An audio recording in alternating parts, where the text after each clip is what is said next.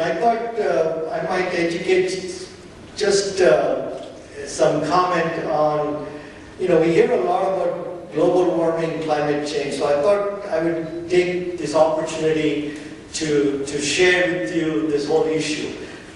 We always debate on global warming. I think that last night we had a discussion of, is there global warming, is there no global warming, the world is cooling, the world is warming up. So what is facts and what is this? And this is just facts given to you and you make up your mind where it is, okay? So the basic principle is that if you look at the atmosphere, you have what they call as heat-trapping gases. And maybe we should never have used the word global warming. Scientists sometimes come up with words which cause more confusion than clarity. Okay? So there is this heat-trapping gases in the atmosphere, and the sun heats up the planet. Most of the heat is radiated out. The heat-trapping gases keep some of the temperature, heat on the Earth, thereby keeping a certain average temperature of the planet, which sustains life as we know it. Okay? That's the basic principle. So, if that is correct, it is very simple that if you continue to add more to the heat-trapping gases, the temperature has to go up. It's a cause and effect. If you remove all of those heat-trapping gases, right, let's say we have the ability, we are all great technology people here, we can remove all CO2 out of the atmosphere, all the global warming gases, then we would live in a cold, frigid planet and life as we know will cease to exist. So you can't just take out heat-trapping gases, you can't put it in, you can't put a dial like, putting it warm or cold, it's what it is, and you have to manage it, right? That's really one message to you. So, I have this example for you to take home when you want to explain global warming, okay? And this I took from a lesson in astronomy. If you look at Mercury, it's the closest planet to the sun. Of course, therefore, it is a burning furnace. So temperatures in Mercury reach 465 degrees Celsius. Okay? At night, it drops to minus 184 degrees Celsius. Why is that variation? There is no atmosphere, no heat-trapping gases. So think for a minute. If you took all these heat-trapping gases out of the Earth, it could be like Mercury. It would burn up in no time. Right? Venus, the second closest planet to the Sun, has the highest average temperature of any planet in our solar system. It reaches 465 degrees Celsius, but it doesn't change at all. And Venus is hot just because of this heat-trapping gases. Its atmosphere is made up of, guess what? CO2 and sulfur dioxide, which causes a strong greenhouse gas trapping the heat. So that's Mercury, there's Venus. And then Earth, which is the third planet from the Sun, the average temperature is 7.2 degrees Celsius.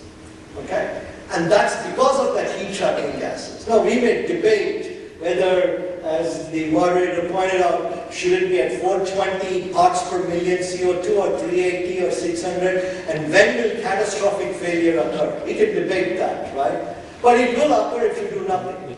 Okay? And therefore, the whole idea behind sustainability is how do you manage resources in a sustainable way, in a closed-loop way. And this just gives you an example of a way to explain what happens, what doesn't happen. My last slide is very interesting because this was also part of a dinner discussion last night, which I thought would be interesting. These are facts, right? The left side, you see a graph which is in parts per million now. So you're going from 1960, 310 parts per million. Remember, that's when the Industrial Revolution occurred. And you can see that the CO2 levels rising up to about 308, 370, 380. This is known as the Keeling curve. These are actual recorded numbers. So clearly CO2 levels are increasing. CO2 is a heat-trapping gas. Okay? So what is going to be the effect if you do nothing? There will be moderation. The Earth has got great capacity. More plants will grow. It will fix the CO2. There will be things happening. Right? It's like if you abuse your body, you can take it for a certain time, but ultimately there will be catastrophic failure.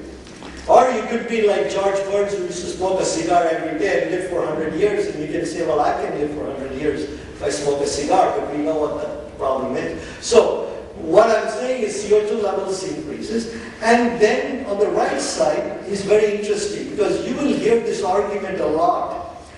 The temperature is increasing, the temperature is decreasing, depending on whose side you are. You can take these numbers and present it whichever way you want. So if you wanted to say there is global cooling and there is no warming, look, it's so hot here, how can there be, or so cold here, it cannot be so.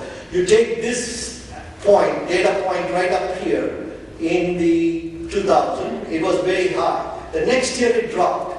So you show these two data points and say there is global cooling. How can you talk about global warming?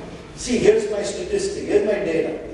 And the guy who wants to talk about the glaciers are melting tomorrow, do something, he takes this value at the lowest, and then he presents, take this one here, right? And then say, look what happened, we are going warm.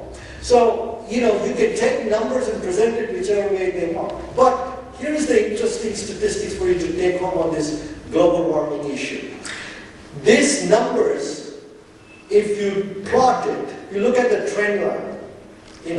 Engineers look at trend line. And you'll notice that the trend line for temperature is increasing. Okay, so that is a fact. Now, will that cause catastrophic failure tomorrow? Probably not. But if you do nothing, something will happen, for sure. And then that's really the message I wanted to give you, is that these are issues which are happening. We are moving in the right direction, but these things you would have to do.